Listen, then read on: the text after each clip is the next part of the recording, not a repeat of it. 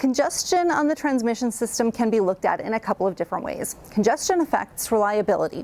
Too little transmission capacity can affect the ability to deliver electricity without exceeding limits on the system, whether that's overloads, voltage, or stability. Pius Fischer is Basin Electric Vice President of Transmission and says congestion can also have an economic impact. So if you have a low-cost generator that's on the wrong side of congestion, and then you're in a market, an energy market, that generator may be dispatched down and another more expensive generator would be dispatched up. In the end, that costs more money for the electricity for that particular load. And really the only way to fix that is to add more transmission capacity on the system. It's no different than a highway system.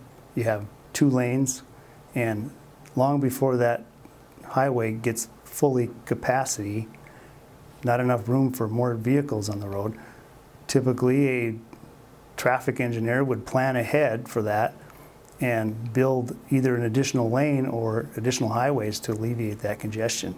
The transmission system works the same way.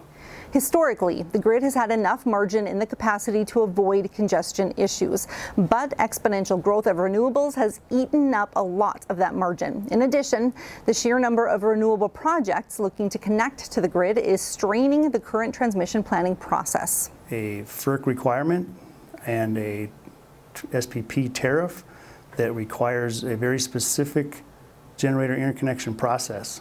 So every single generator has to be studied prior to them connecting to the system to identify what these constraints are.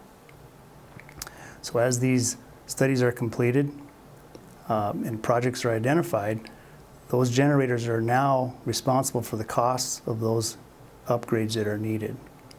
The big problem we have today is in SPP's queue, there's so much renewable energy generator interconnect requests in that system that it takes 4 years to get through the study process. There's over 100 gigawatts of generation in the queue today. That's about double of what SPP's peak load is.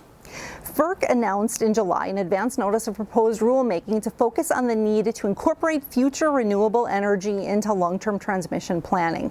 Fischer says they have a goal of issuing the final rule by the end of 2022.